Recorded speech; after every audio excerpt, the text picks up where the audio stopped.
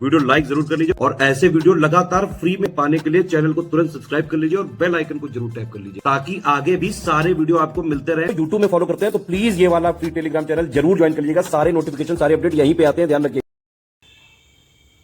दोस्तों अभी हाल फिलहाल में संपन्न हुए हमारे ऑफलाइन टेस्ट, जिसमें कि हिंदी के प्रश्न आपने देखे होंगे और इन प्रश्नों पर हम थोड़ा सा वीडियो के माध्यम से विस्तार से चर्चा कर लेते हैं। टेस्ट पर एक परिचर्चा आवश्यक होती है। टेस्ट आप अटेम्प्ट करें, उसके बाद उसकी एनालिसिस आप खुद से भी कर सकते हैं और अगर कोई मेंटर या कोई व्यक्ति आपको थोड़ा सा टेस्ट के जो प्रश्न हैं उनकी व्याख्या करके बता देता है तो इससे आपको और सहूलियत हो जाती है। तो हालांकि एक एक्सप्लेनेशन हमने अपनी उत्तरमाला में पहले से दे रखी है, लेकिन उसके बावजूद यहाँ वीडियो के माध्यम से हम शब्दों को थोड़ा और कायदे से देखेंगे। प्रश्नों को हल करने का हमारा नज़रिया कैसा होना चाहिए, कैसा अप्रोच लेकर हम टेस्ट हल करेंगे या टेस्ट की एनालिसिस कैसे करनी चाहिए, इस पर भी थोड़ी सी बात करेंगे। तो ये वीडियो काफ़ी ज़्यादा महत्वपूर्ण रहने वाला है और आइए इसे शुरू करते हैं। 60 प्रश्न थे और पहले से हम आरंभ करते हैं। यहाँ विलोम शब्दों से हमने शुरू किया था और इसे थोड़ा सा जूम कर लेते हैं ताकि आप सरलतापूर्वक देख पाएँ। देखिए, पहला प्रश्न था हमारा कि अनुग्रह, अनभिज्ञ और उदात्त, इन शब्दों को बहुत कायदे से देख लीजिएगा। इन 3 शब्दों के लिए, 3 शब्दों के समूह के लिए, जिसे कि यहाँ शब्द त्रयी कहा गया है। त्रयी का मतलब होता है 3 का समूह, 3 का झुंड। तो इनके लिए आपको विलोम त्रय का चयन करना है। मतलब ऐसे ही 3 शब्द आपको और खोजने हैं जो कि क्रमशः इन शब्दों के विलोम हो और क्रम से हो। ठीक है, तो अनभिज्ञ, ये माफ कीजिएगा, अनुग्रह, अनभिज्ञ और उदात्त। यहाँ जरा विकल्पों को देखिएगा।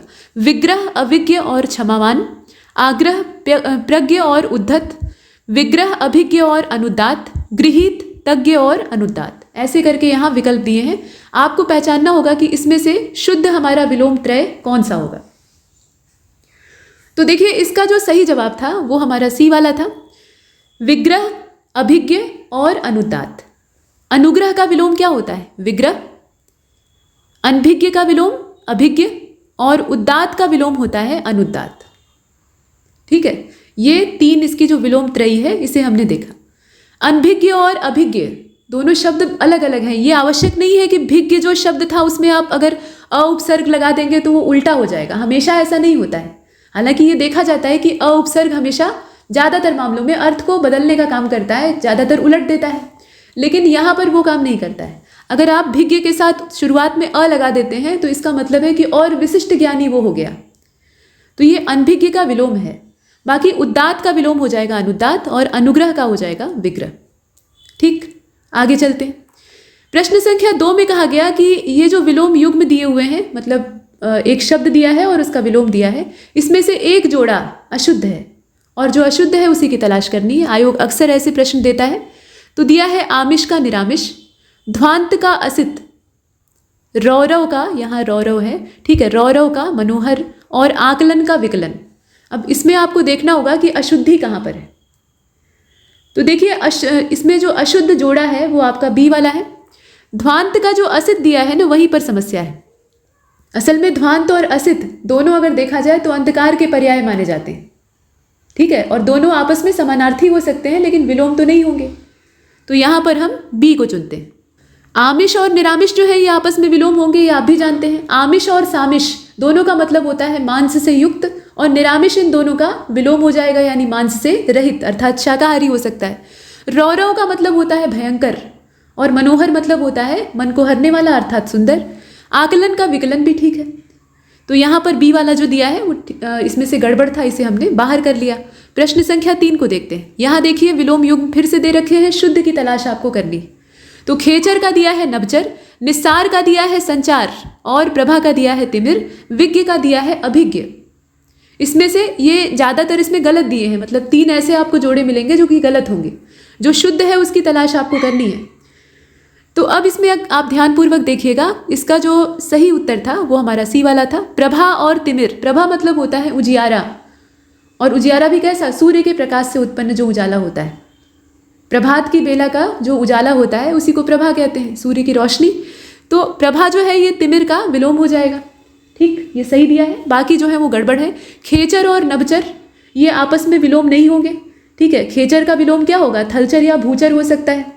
और इसके अलावा निस्सार जो आप देख रहे हैं इसका संचार नहीं होगा बल्कि सार युक्त होगा। निस्सार मतलब होता है जिसके अंदर कोई सार, कोई मूल तत्व न हो, तो इसका सार युक्त लिख सकते हैं।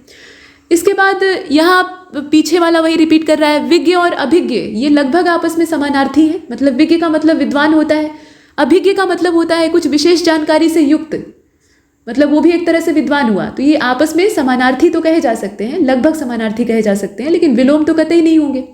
तो विज्ञ, अभिज्ञ, भिज्ञ और प्रज्ञ जैसे जो शब्द हैं इनके लिए आमतौर पे एक ही अर्थ प्रयुक्त होता है, जानकार, और इनका अपोजिट हो जाएगा, इनका विलोम हो जाएगा अज्ञ या फिर अनभिज्ञ। तो बाकी सारे गलत थे, सी वाला सही था। प्रश्न संख्या 4 को देखते हैं। कौन सा युग्म अर्थात कौन सा विलोम युग्म जो है वो गलत है, देखिए और बताइए।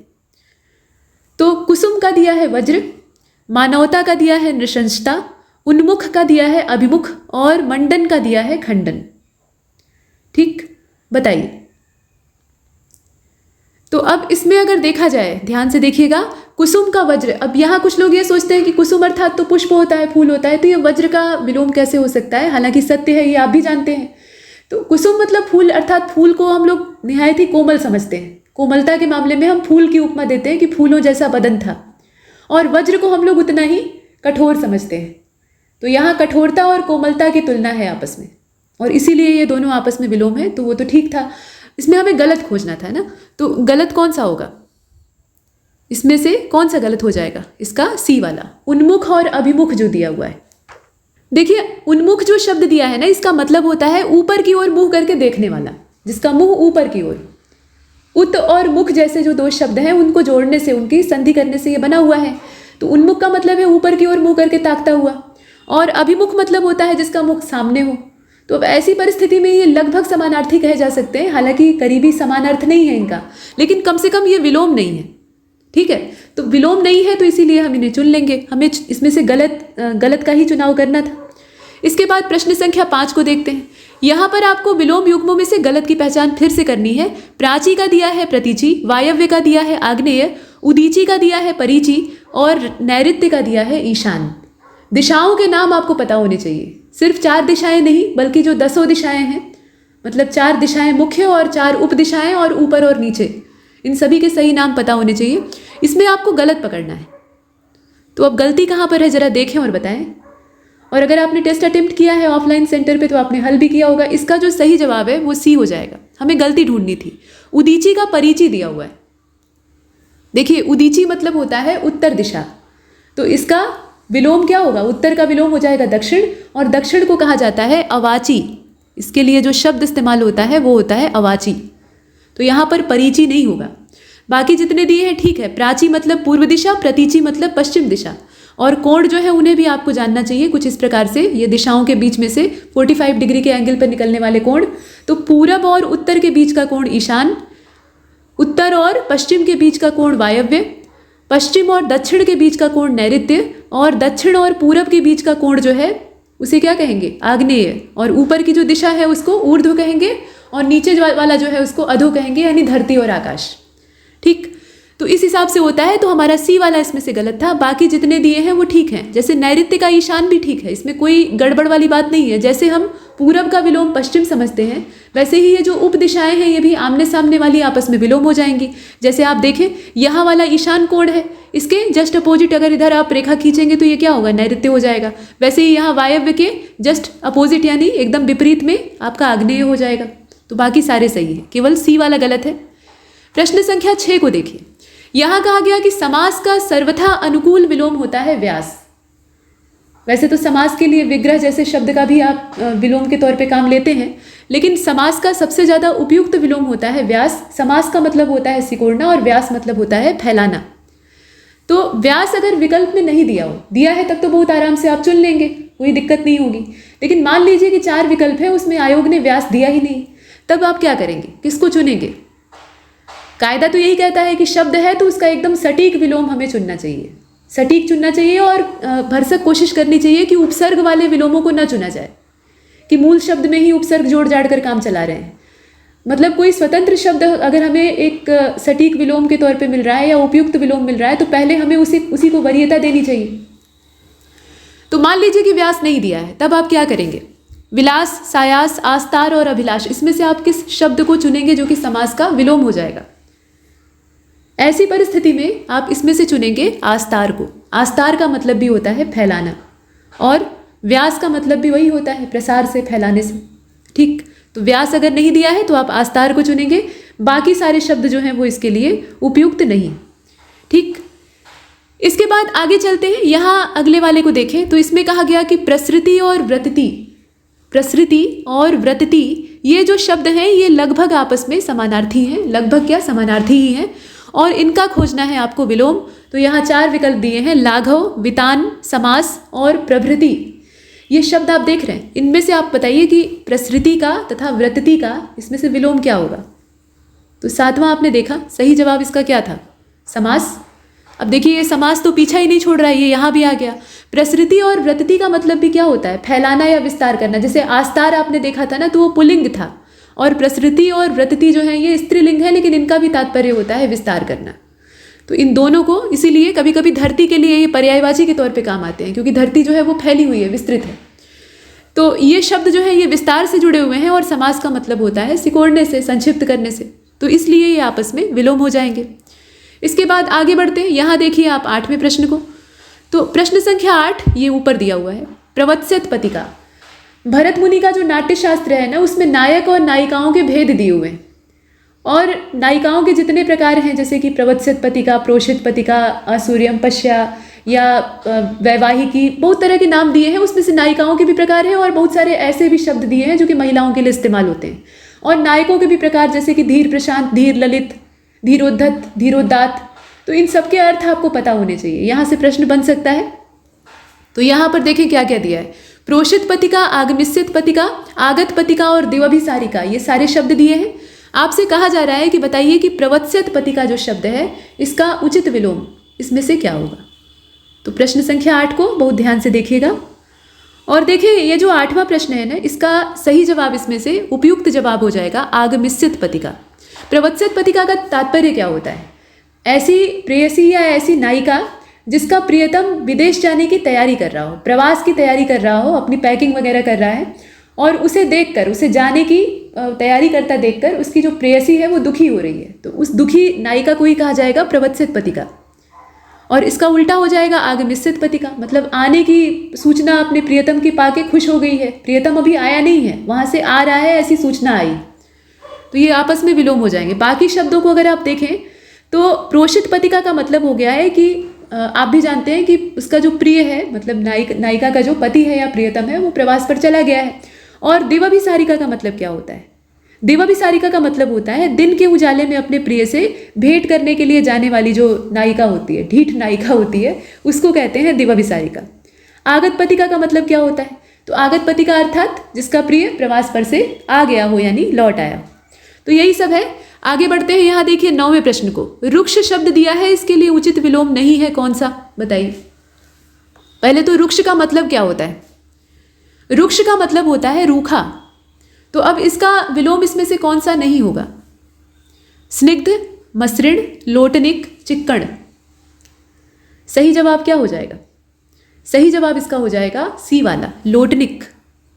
लोटनिक मतलब होता है जो कि लौट सके, जैसे आप लोटनिक घर्षण के बारे में पढ़ते हैं, रोलिंग फ्रिक्शन, तो उसमें क्या होता है, चीज़ें लुढ़क रही होती हैं और लुढ़कने से तल के संपर्क में आती हैं, तो तल और उस चीज़ के बीच में घर्षण उत्पन्न होता है, पढ़ते हैं ना आप भौतिक विज्ञान में।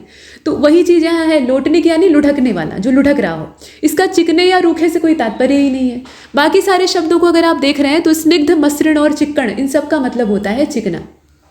इसके बाद देखें चिकना या मुलायम, मुलायम जो होगा वो चिकना होगा ऐसा माना जाता है। इसके बाद प्रश्न संख्या 10 को देखते हैं। अब यहाँ देखें जोड़ा बना के फिर से हाजिर हो गया है, इसमें से जो शुद्ध है उसका चयन आपको करना था। प्रश्न संख्या 10 ये विलोम का अंतिम प्रश्न था। तो इसमें कहा गया कि विनत का होता है विलोम अवनत, शुद्ध का चयन आपको करना है, ध्यान दीजिएगा। उत्कर्ष का दिया है निकर्ष, नत का दिया है उन्नत और रथी का दिया है मंडन। अब आपको ये देखना है कि इसमें से आपका उपयुक्त जो शुद्ध जोड़ा है विलोम का वो कौन सा है।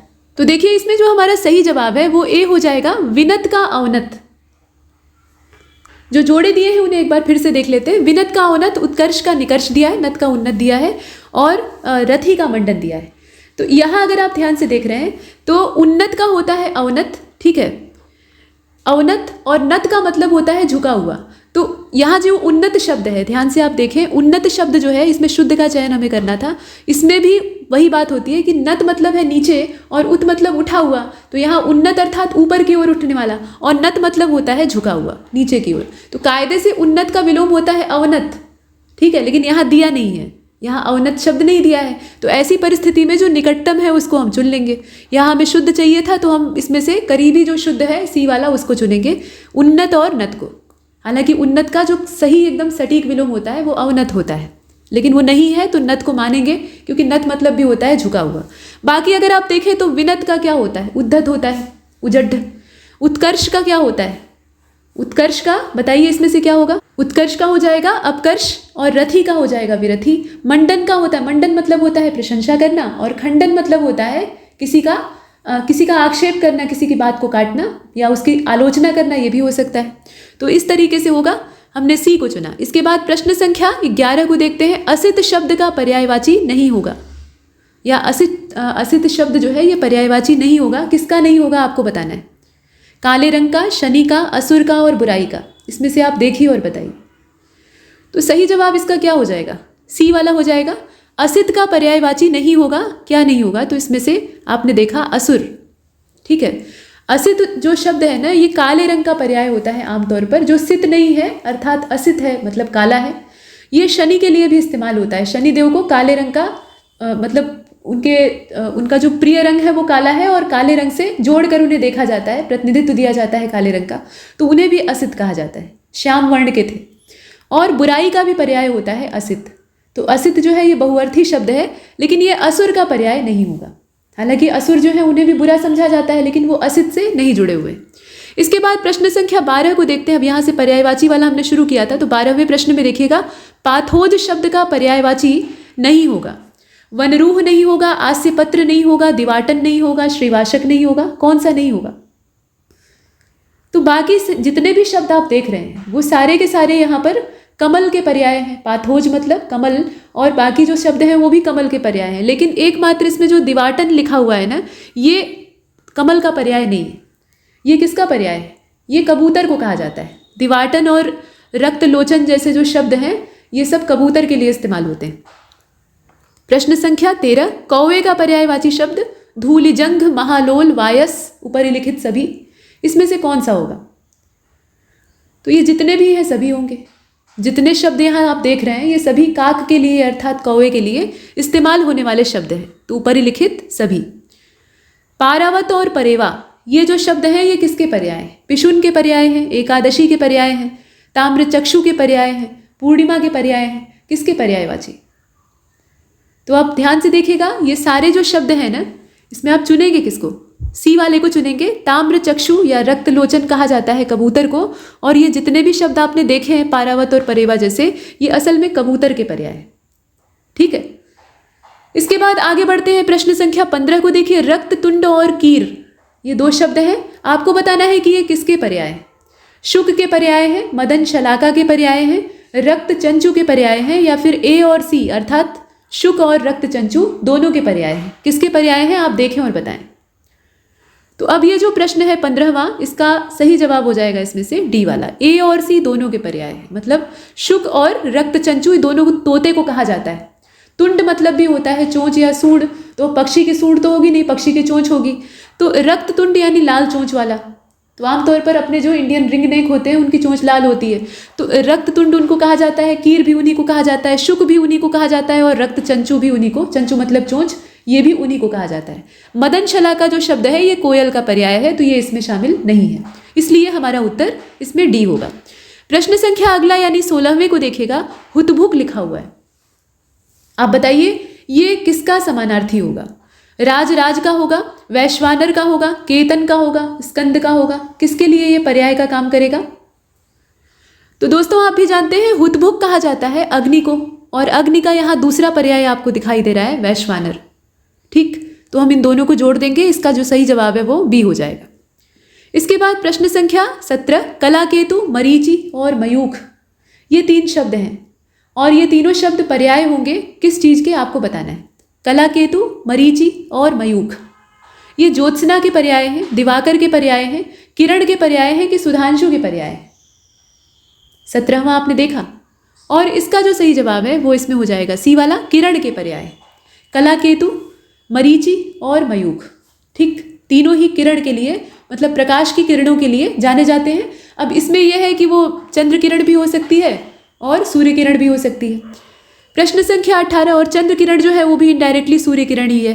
देखिए 18वें प्रश्न में पर्याय पूछा है फिर से, लेकिन यहाँ ये बताना होगा कि ऐच्छिक शब्द जो है, ऐच्छिक यानी आपकी इच्छा अनुसार, आपकी इच्छा पर निर्भर, तो आपकी इच्छा से होने वाला ऐच्छिक जो है इसका पर्यायवाची इसमें से कौन सा नहीं होगा? अख्तियारी नहीं होगा, सविकल्प नहीं होगा, ऐहिक नहीं होगा, मनचाहा नहीं होगा। 18वां आप देख रहे हैं, और इसका जो सही जवाब है प्रश्न संख्या 18 का वो सी वाला हो जाएगा, ऐहिक। ऐहिक जो है वो ऐच्छिक का पर्याय नहीं होगा। प्रश्न संख्या 19 को देखें, सारंग शब्द पर्यायवाची नहीं होगा। किसका नहीं होगा बताइए? कपूर का, फूल का, शतावरी का, कमल का। सारंग, तो सारंग जो शब्द है ये दो शब्दों से मतलब दो अलग अलग टुकड़ों से मिलकर बना हुआ है। इसमें एक तो है सा यानी सहित, और रंग, सहित या युक्त कह सकते हैं। तो रंग से युक्त, जो चीज़ें रंग से युक्त हैं वो सारंग है। अब यहाँ पर ये कपूर का पर्याय नहीं होगा, फूल का नहीं होगा, शतावरी का नहीं होगा, कमल का। तो सारंग बहुत सी चीज़ों का पर्याय होता है, और यहाँ पर हम देखेंगे तो शतावरी का ये पर्याय नहीं होगा। शतावरी एक वनस्पति भी होती है, और देवराज इंद्र की पत्नी को भी शतावरी कहा जाता है। शची तो उनका मूल नाम है, इंद्राणी। बाकी शतावरी और शतमूली जैसे शब्द उनके लिए भी इस्तेमाल होते हैं। तो शतावरी का ये पर्याय नहीं है। बाकी ये कपूर का भी है, फूल का भी है और कमल का भी है। इसके बाद आगे चलते हैं, तो सी को हमने इसमें चुना। प्रश्न संख्या 20 में कहा गया कि भगवान गणेश के लिए पर्याय शब्द नहीं होगा। कौन सा नहीं होगा? भालचंद्र, दूर्जा, हेरंब, सहस्त्राक्ष। 20वें प्रश्न को आप देख रहे हैं, और इसका जो करेक्ट आंसर है वो इसमें डी हो जाएगा, सहस्त्राक्ष। ये जो है ये भगवान गणेश के लिए पर्याय नहीं होगा। अच्छा, इसके बाद 21वें को देखें। यहाँ पर कहा गया है कि अशुद्ध वर्तनी वाला शब्द कौन सा है, देखिए और बताइए। तो अनुग्रह, कैलाश, श्रृंगार और द्वंद्व, इसमें से आपको चुनना है। 21वां प्रश्न आपने देखा, इसमें अशुद्ध वर्तनी, अब वर्तनी दोष हमें 21 से लेकर 30 तक ढूंढना होगा। अशुद्ध शब्द इसमें कौन सा है? कैलाश। बड़ा श यानी तालव्य श नहीं होगा, यहाँ पर होगा दंत्य स। कैलाश होता है, कैलाश नहीं। जितने और शब्द दिए हैं सभी सही। प्रश्न संख्या 22 में एक वाक्य दिया है जिसमें कि रेखांकन किया हुआ है एक शब्द के नीचे, और उसी की वर्तनी शुद्ध करने के लिए कहा जा रहा है। तो कहा गया कि वानर जूथ उत्ग्रीव होकर हनुमान जी की प्रतीक्षा कर रहा था। ठीक है, मतलब हनुमान जी गए हैं माता सीता को खोजने, और जो वानरों का जत्था है, वानरों की टोली है, वो उन्हीं की प्रतीक्षा में समुद्र के तट पर बैठकर उनकी बाट जोह रही है कि वो कब आएंगे। तो उत्ग्रीव का मतलब क्या होता है? उत्ग्रीव का मतलब होता है ऊपर की ओर गर्दन उठाकर आसमान में निरीक्षण करते हुए, इंतजार करते हुए। अब इसमें इसका शुद्ध रूप कैसा होगा? 4 विकल्प दिए हुए हैं। तो 22 का जो सही जवाब है वो इसमें बी हो जाएगा, उद्ग्रीव होता है। ठीक है, उत और ग्रीव से मिलकर बना अवश्य ही है, लेकिन जब लिखेंगे तो ये उद्ग्रीव होगा कुछ इस प्रकार से। ठीक, और जब इसे आप कंप्यूटर से टाइप करेंगे तो कुछ इस ढंग का दिखाई देगा। यहाँ ध्यान दीजिएगा, द हमेशा आधा रहेगा और ग जो है वो पूरा रहेगा। ये सही लिखा हुआ है, लेकिन लिखने का जो तरीका है ये मशीनी है, मशीन में ऐसे ही आपको दिखाई देगा। ठीक, इसके बाद आगे चलते हैं, प्रश्न संख्या 23 को देखते हैं। यहाँ 4 अलग अलग शब्द दिए हैं। अजस्त्र लिखा हुआ है, अंतःस्थलीय लिखा हुआ है, अस्पृश्यता लिखा है, और इसमें ध्यान दीजिएगा मूर्धन्य श बीच में लगाया है, और रुद्र लिखा है। बताइए कि इसमें शुद्ध शब्द कौन सा है? ध्यान से देखें। तो अब इसमें जो सही हमारा जवाब होगा वो इसका बी हो जाएगा। ठीक है, ये जो अंतःस्थलीय लिखा हुआ है ये ठीक लिखा है। ठीक है, ये बी वाला ऑप्शन। बाकी जितने शब्द हैं वो अगर देखा जाए तो उसमें सुधार की आवश्यकता है।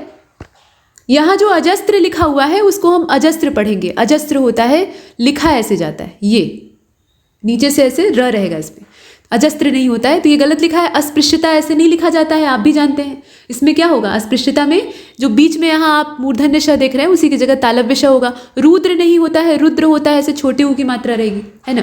तो इसमें बी वाला सही है, बाकी सारे गलत हैं। इसके बाद प्रश्न संख्या अगला यानी आपका 24वां यहाँ पर है। इसमें शुद्ध वाक्य का आपको चयन करना है। तो कहा गया कि समूचे भारत में, एक ही वाक्य को अलग अलग ढंग से लिखा गया है। समूचे भारत में खुशी की लहर दौड़ गई, संपूर्ण भारत में खुशी की लहर दौड़ गई, पूरे भारत में खुशी की लहर दौड़ गई, और सकल भारत भर में खुशी की लहर दौड़ गई। अब इसमें आपको देखना है कि शुद्ध वाक्य कौन सा है। प्रश्न संख्या 24 को आप ध्यान से देखें और इसका जो सही जवाब है 24वें का वो इसमें बी होना चाहिए। सबसे अच्छा तरीका लिखने का यही है, संपूर्ण भारत में खुशी की लहर दौड़ गई। ये सही है। समूचे और सकल के स्थान पर अगर हम संपूर्ण का इस्तेमाल करेंगे तो वो ज़्यादा उपयुक्त माना जाएगा। अब इसके बाद अगले वाले को देखते हैं। यहाँ 25वें में आपको ये बताना है कि सर्वथा अशुद्ध वाक्य कौन सा है, मतलब सबसे ज़्यादा गलत कौन सा है। तो वाक्य यहाँ कुछ इस प्रकार से दिए हैं कि गत रविवार को कौन सी तारीख थी, आगे प्रश्नवाचक चिन्ह है, किसी डॉक्टर को बुला दीजिए, जहाँ तक हमारा विचार तो यही है, मुझे उनसे खतरा है। ठीक है, ये ऐसे दिया हुआ है। इसमें से गलती ढूंढनी है। तो अब यहाँ अगर आप देखें तो बाकी जितने हैं उनमें आप दोष हल्का फुल्का देख सकते हैं, मामूली, लेकिन यहाँ जो लिखा हुआ है ना सी वाला, जहाँ तक हमारा विचार तो यही है, इसमें अव्ययों का अनावश्यक एक से ज़्यादा बार इस्तेमाल किया गया है और इसीलिए ये गड़बड़ है इसमें। मतलब वाक्य कुछ इस प्रकार से होना चाहिए था कि हमारा विचार यही है, जहाँ तक हमारा विचार तो यही है, मतलब अर्थ वही निकल रहा है। अब यहाँ जहाँ तक और तो जैसे जो शब्द हैं उनका अनावश्यक प्रयोग इसमें किया गया है, तो ये वाक्य ज़्यादा गलत है। बाकी किसी डॉक्टर को बुला दीजिए, ठीक है ना, डॉक्टर को बुला दीजिए, ये भी ठीक होता। किसी शब्द को लगाना ये आवश्यक नहीं था यहाँ पर। डॉक्टर को बुलाएंगे तो वो कोई ना कोई डॉक्टर ही होगा, तो किसी को लगाना यहाँ बहुत उपयुक्त नहीं है। लेकिन यहाँ ये कहा गया था कि सर्वथा अशुद्ध कौन सा है, तो इसीलिए हम सी को चुनते हैं। ठीक है, प्रश्न संख्या 26 को देखिए। यहाँ 4 ढंग से एक ही वाक्य को लिखा हुआ है। उसने समय पर पहुँचना है, उसे समय पर पहुँचना है, उसे समय पर पहुँचना है और उसे समय पर पहुँचाना है। अब बताइए इसमें शुद्धि कहाँ पर है? तो 26 करेक्ट आंसर इसका क्या होगा? उसे समय पर पहुँचना है और लिखने का तरीका ये वाला। अच्छा, 27 में कहा गया कि शुद्ध वर्तनी वाला शब्द कौन सा है? मिष्ठान, मिष्टान, मिष्ठान अलग अलग ढंग से लिखा गया है, देखें और बताएं। तो ट और ठ का यहाँ अदल बदल है और बाकी आधा न और पूरा न। तो 27वां आप देख रहे हैं, सही जवाब इसका क्या था? इसमें से डी वाला मिष्टान्न होता है, ऐसे लिखा जाता है। 28 को देखिए। शुद्ध वाक्य का आपको चयन करना है। 4 वाक्य, मतलब एक ही वाक्य 4 प्रकार से दिए हुए हैं। मेरे घर में केवल एक चपरासी है, मेरे घर में केवल मात्र एक चपरासी है, मेरे घर में केवल एकमात्र चपरासी है, मेरे घर में एकमात्र केवल चपरासी है। अब आपको बताना है कि इसमें सबसे ज़्यादा शुद्ध वाक्य कौन सा है। तो इसमें से आप किसको चुनेंगे बताइए? ए वाला, बाकियों की तुलना में यही ज़्यादा उपयुक्त है। मेरे घर में केवल एक चपरासी है। यहाँ केवल का प्रयोग बहुत ज़्यादा गलत नहीं कहा जा सकता है। ठीक है, एक है तो हम सीधा सीधा ये भी लिख सकते हैं कि मेरे घर में एक चपरासी, लेकिन केवल हम लोग ज़्यादातर वाक्य में जोर डालने के लिए लगाते हैं, मतलब वाक्य को थोड़ा और बल देने के लिए लगाते हैं कि सिर्फ एक है चपरासी। तो यहाँ ये बाकी जो 3 वाक्य लिखे हुए हैं उनकी तुलना में ज़्यादा शुद्ध है, तो शुद्धतम हमें चुनना था, इसीलिए हमने इसको चुना।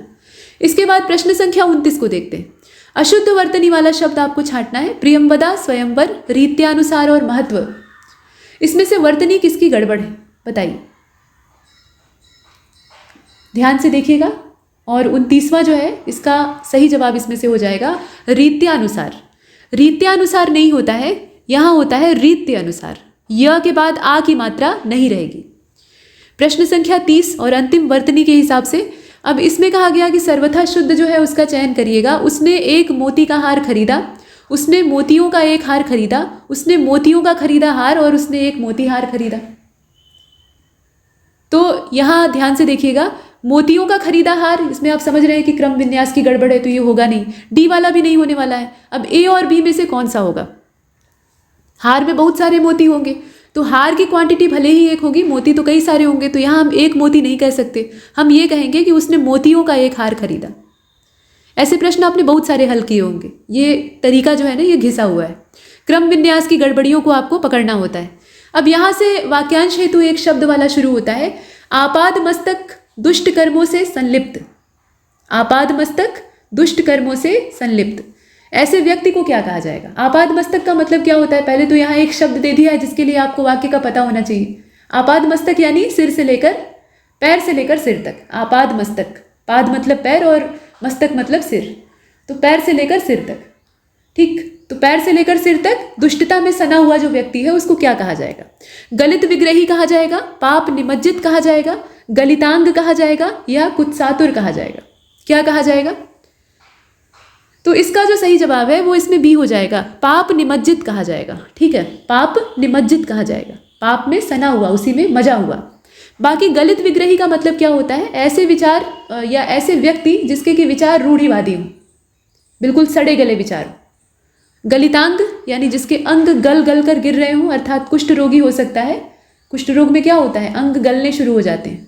और कुत्सातुर का मतलब क्या होगा? तो कुत्सातुर का मतलब होता है जो कुत्सा से भरा हुआ है और निंदा करने के लिए बिल्कुल आतुर है, ऐसा व्यक्ति, निंदा करने में तत्पर। तो इसमें से हमारा बी वाला उत्तर सही है। इसके बाद प्रश्न संख्या 32 को देखते हैं। जो सदा शुभदायक हो, क्या कहा जाएगा? सदाशिव, ये तो एकदम सीधा है, ठीक। शुभम करोति कल्याणम नहीं होगा, और बाकी जो है वो सिर्फ हेर फेर करके इसलिए दिए गए हैं ताकि आप थोड़ा सा भ्रम में पड़े। अच्छा, आप 33 को देखिएगा। यहाँ पर कहा गया कि अनिर्वचनीय तारों की दुनिया में तुम सबसे चमकता सितारा हो। अब ये जो अनिर्वचनीय शब्द है, इसके नीचे किया हुआ है रेखांकन, और इसी का अर्थ आपको बताना है। तो जो वचनों में व्यक्त किया जा सके, जो विचारों के क्षितिज से परे हो, जो वचन या वाणी में व्यक्त न हो सके, और ऐसी धारणा जिसे कि वचन न मिल सका हो, तो इसमें से होना क्या चाहिए? 33 को आप देख रहे हैं। सही जवाब इसका क्या होगा? अनिर्वचनीय का सीधा मतलब होता है जो वचन या वाणी में व्यक्त न हो सके, जो वचनों से व्यक्त न किया जा सके। प्रश्न संख्या 34, आत्मख्यातिवाद। ये जो शब्द है, इसके लिए आपको वाक्यांश ढूंढना है। वैसे तो वाक्यांश के लिए एक शब्द आपके सिलेबस में होता है, लेकिन शब्द हेतु वाक्यांश भी पूछा जा सकता है। तो ऐसी परिस्थिति में आपको वाक्य की पहचान होनी चाहिए। आत्मख्यातिवाद का मतलब क्या होता है? तो यहाँ पर कुछ विकल्प दिए थे, जैसे कि जो यथार्थ ज्ञान से व्यक्त करता हो, यथार्थ ज्ञान को व्यक्त करता हो, जहाँ ज्ञाता ज्ञान और ज्ञेय का भेद, ज्ञेय का मतलब क्या होता है? जानने योग्य, इनका भेद समाप्त हो जाए। ऐसा मत जिसमें कि ज्ञान की सम्यक व्याख्या संभव हो, और ऐसा विचार जो कि आत्मा को ख्याति मानता हो। तो क्या होना चाहिए? इसका होना चाहिए बी वाला, जहाँ ज्ञाता यानी ज्ञान को धारण करने वाला, खुद ज्ञान, और ज्ञेय यानी जानने योग्य जो चीज़ है, इनके बीच का अंतर समाप्त हो जाता है। ऐसी विचारधारा को कहा जाता है आत्मख्यातिवाद। ठीक। इसके बाद प्रश्न संख्या 35 को देखते हैं। थोड़ी सी वस्तु या जरा सा। इसके लिए अगर आपको हिंदी का कोई एक बढ़िया शब्द इस्तेमाल करना हो तो आप कौन सा शब्द इस्तेमाल करेंगे? यहाँ लिखा हुआ है यच्छन्ति, यत्कल्प, यत्किंचित, अकिंचन। बताएं कि इन 4 शब्दों में से कौन सा शब्द आपके लिए उपयुक्त रहेगा? 35 सही जवाब इसका हो जाएगा सी वाला, यत किंचित। ठीक, 35 का आपने सी चुना, यत किंचित। ठीक है। यच्छन्ति का मतलब क्या होता है? लालसा। और यत कल्प का मतलब होता है जैसी कल्पना आपने की थी बिल्कुल वैसा ही। अकिंचन मतलब जिसके पास कुछ न हो। प्रश्न संख्या 36 को देखते हैं। ऐसी वस्तु जो कि आंखों के सम्मुख साकार सायास प्रेक्षण हेतु उपस्थित हो, उसे हम क्या कहेंगे? बताइए। आरुझाई कहेंगे, प्रत्यक्ष प्रेक्षणीय कहेंगे, हस्तामलक कहेंगे कि साकार कल्प कहेंगे? इसमें आप ध्यान से देखिएगा। मतलब ऐसी चीज है जो कि आपकी आंखों के सामने है, और न सिर्फ आंखों के सामने है बल्कि उसका हर आकार प्रकार और उसके वजन परिमाप इत्यादि का आपको सही अंदाजा हो रहा है। तो ऐसी चीज को आप क्या कहेंगे? और इसका जो सही जवाब था वो हमारा सी हो जाएगा, हस्तामलक। ये एक तरह का मुहावरा भी बन गया है। हस्त और आमलक से मिलकर बना है। आमलक माने आंवला, और हस्त मतलब आपका हाथ, आपकी हथेली। तो हथेली पर रखे हुए आंवले के समान साकार, यानी हथेली पर आपको एक आंवले का फल दे दिया जाए, आंवले का फल आपने रख लिया। आंवला एक उदाहरण के तौर पे लिया गया है, आप कुछ और भी रख सकते हैं। तो उसके भार का आप अंदाजा कर लेंगे, उसका आकार प्रकार देख लेंगे, उसका रंग देख के अंदाजा लगा लेंगे कि वो पका है कि कच्चा है, ताज़ा है कि बासी है, ये भी आपको उसके स्पर्श से मालूम हो जाएगा। यानी उसके बारे में लगभग सारी ही चीज़ें आपको हाथ पर रखकर ज्ञात हो रही हैं। तो ऐसी वस्तु जो कि आंखों के सामने साकार सायास मौजूद है, उस ऐसी चीज़ को हम कहते हैं हस्तामलक। ठीक। बाकी जो शब्द है जैसे कि आरुझाई, आरुझाई का मतलब होता है जिद करना, और जिद भी कैसी? दुराग्रह। ठीक। और प्रत्यक्ष प्रेक्षणीय यानी आंखों देखी, और साकार कल्प का मतलब क्या होता है? कल्पना का साकार रूप। इसके बाद प्रश्न संख्या 37 में कहा गया कि हिंद महासागर के ऊपर निर्मित वात्या चक्र भूवैज्ञानिकों तथा पर्यावरणविदों के लिए कौतूहल का केंद्र बन गया है या बना है। ठीक। अब इसमें जो वात्या चक्र शब्द है उसी के लिए आपको एक वाक्य का चयन करना है।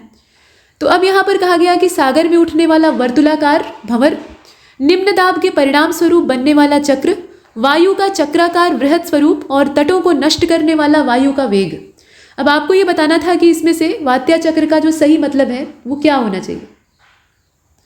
और 37वां जो आप देख रहे हैं इसका सही उत्तर होगा इसमें से सी वाला। वायु का चक्राकार वृहत स्वरूप, इसी को कहा जाएगा वात्या चक्र। ठीक है, समुद्र में भंवर उठ रहा है तो उसे हम और भी नाम दे सकते हैं। यहाँ पर वायु के चक्र की बात हो रही है, न कि समुद्र के जल में उठने वाले भंवर की। और निम्न दाब के परिणाम स्वरूप चक्र बन रहा है, लेकिन उसमें वायु की बात कहीं नहीं कही गई है। ये अलग बात है कि निम्न दाब का, जब निम्न दाब और उच्च दाब की हम बात करते हैं तो वहाँ पर हम बात वायु दाब की कर रहे होते हैं। लेकिन निम्न दाब के परिणाम स्वरूप बनने वाला जो चक्र है, यहाँ वात्या चक्र से उसे हम सीधा नहीं जोड़ सकते हैं, और तटों को नष्ट करने वाला वायु वेग तूफान हो सकता है। तो यहाँ एक कहने का मतलब ये है ना कि वैसे तो सारे ही जो वाक्य हैं वो करीबी इसी के हैं, मतलब इसी शब्द से काफ़ी करीबी अर्थ रखते हैं, लेकिन एकदम सटीक इसकी साकार व्याख्या करने वाला तत्काल में मौजूद सी वाला वाक्य है, वायु का चक्राकार बृहत स्वरूप।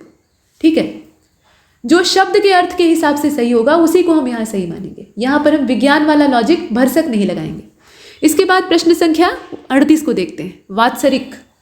वात्सरिक जो शब्द है इसका उचित अर्थ क्या है? जो वार्षिक आय व्यय का आकलन करता हो, ऐसा व्यक्ति जो कि वर्ण विधान में निपुण हो, और एक दैवज्ञ जो कि संपूर्ण कालचक्र का ज्ञाता हो। अब आप बताइए कि इसमें उचित क्या है? 38, और 38 का जो सही जवाब है इसमें वो आपका सी हो जाएगा। वात्सरिक कहा जाता है ज्योतिषी को, दैवज्ञ भी उसी को कहते हैं।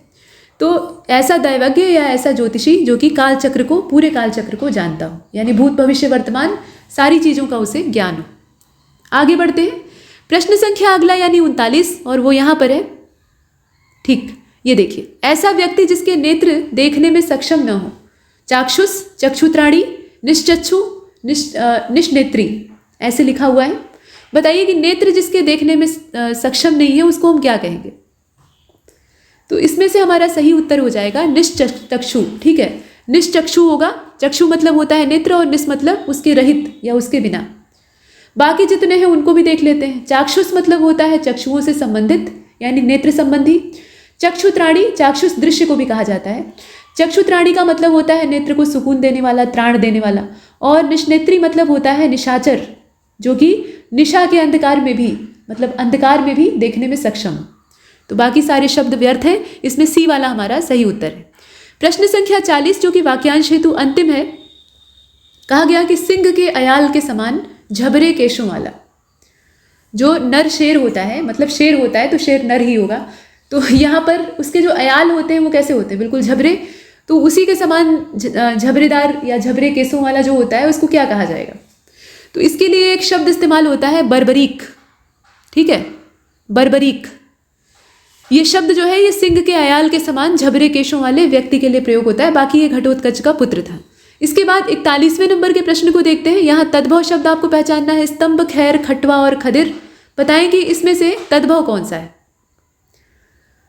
तो आप देख रहे हैं 41वें प्रश्न में स्तंभ, खैर और खटवा दिया है, साथ में खदिर दिया है। तद्भव की पहचान आपको करनी थी। इसमें से आपका बी वाला उत्तर हो जाएगा। खैर जो दिया हुआ है ये असल में तद्भव शब्द है, बाकी जितने हैं वो सभी तत्सम है ना। प्रश्न संख्या 42 को देखते हैं। चौखट का तत्सम क्या है आपको बताना है। तो चौखट का तत्सम होता है चतुष्काष्ठ।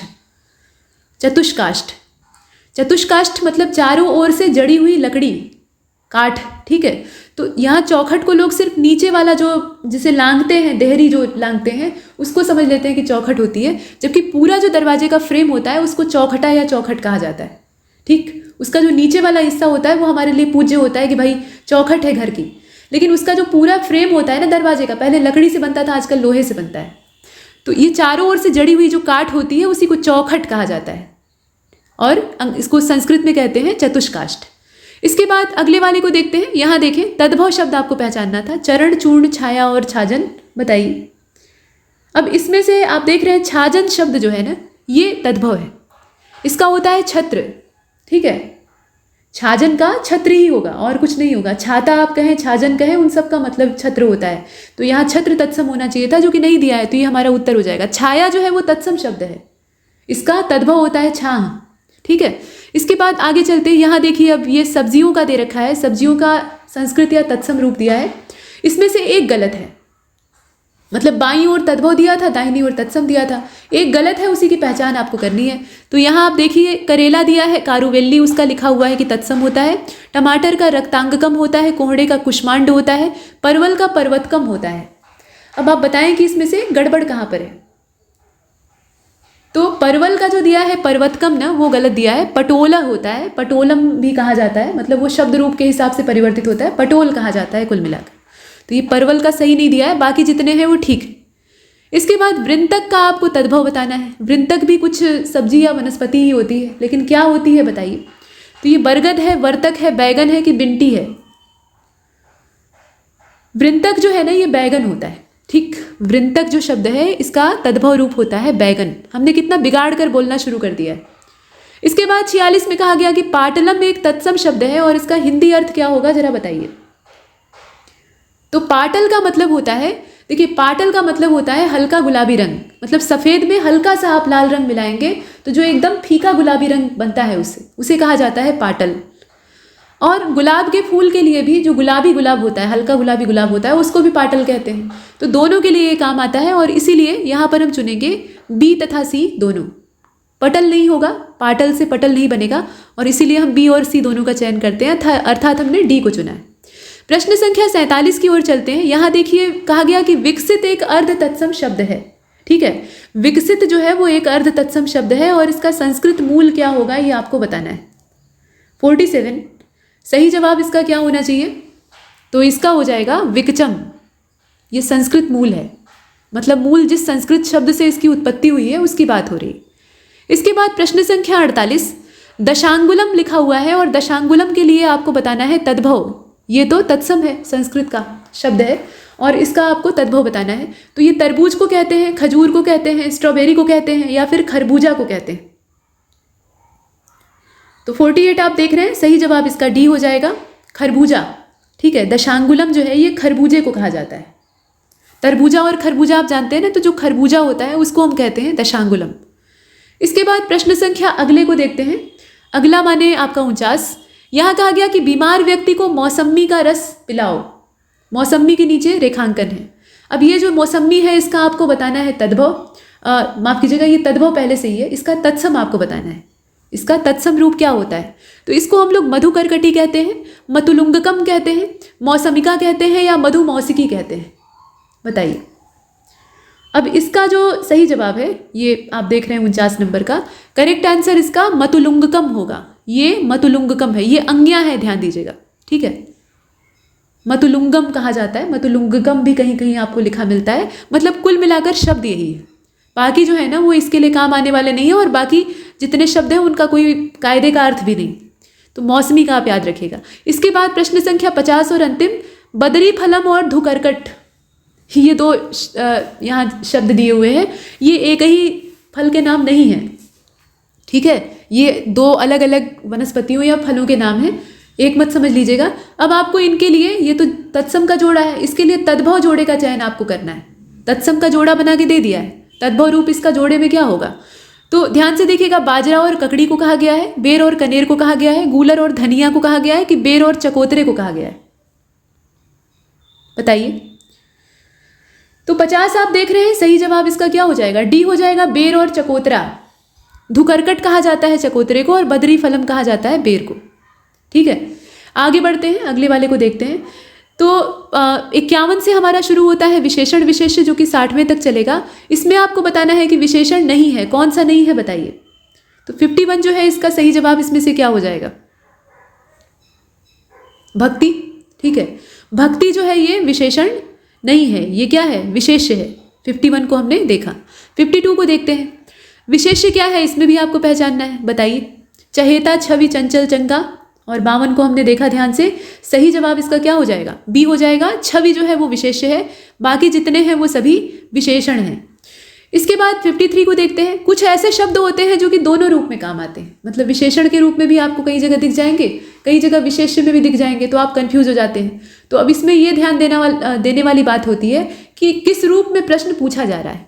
ठीक, अब 53 को देखिएगा। यहाँ वाक्य दिया हुआ है, कुटिल मंथरा ने भ्रमित कैकेयी की बुद्धि पर लोभ का आवरण डाल ही दिया।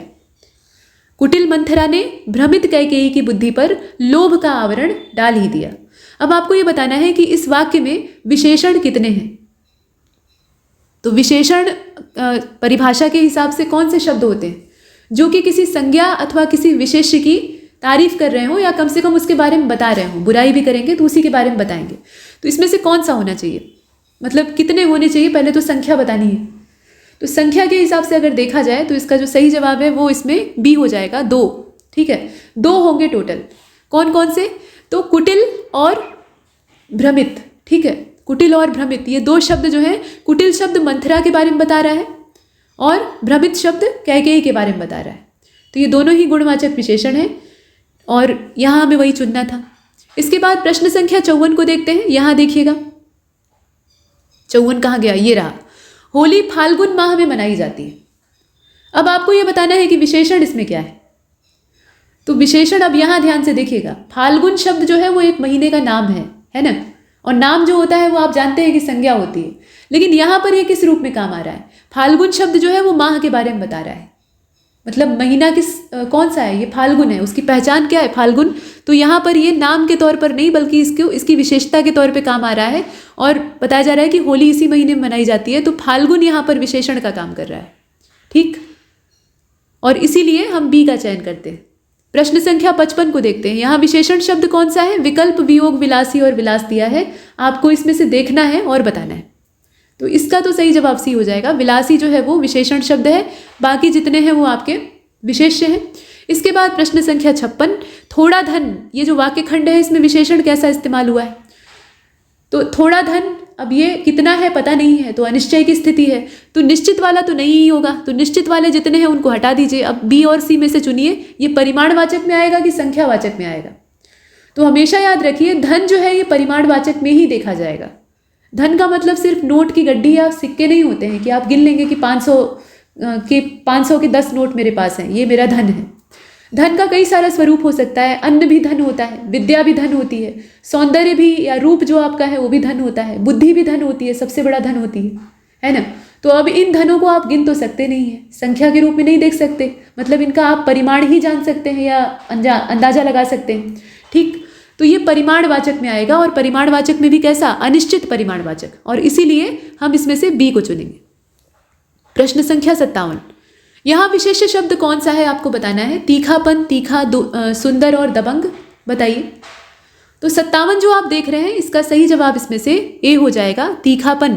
ठीक है, और यहाँ देखिएगा 58वें को अशुद्ध युग्म का आपको चयन करना है। ऋषि का विशेषण है आर्ष, अनुशंसा का अनुशासन, आराधना का आराध्य और अनुपात का अनुपातिक।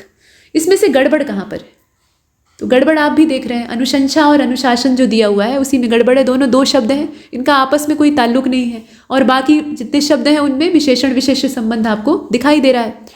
इसके बाद आगे बढ़ते हैं, 59 को देखते हैं। यहाँ देखिए विशेषण कौन सा नहीं है ये आपको पहचानना है। तो गंवार, गांव, गंवारू और गंवई दिया हुआ है, इसमें से आपको पहचानना है, बताइए कौन सा होगा। तो 59 का जो सही जवाब है वो इसमें से भी हो जाएगा। गांव जो आप देख रहे हैं ये क्या है, विशेष्य है। 60वें को ध्यान से देखिएगा, ज्ञापन, ज्ञापित, ज्ञातव्य और त्रस्त दिया है। इसमें से विशेष्य की पहचान आपको करनी है, कौन सा होना चाहिए। ज्ञापन, ज्ञापन क्या है, ये विशेष्य शब्द है और वही आपको पहचानना था। तो ये मॉक टेस्ट यहीं पर समाप्त होता है। विस्तृत व्याख्या हमने की है, इससे आप तमाम तरह से सहायता ले सकते हैं। तब तक के लिए नमस्कार।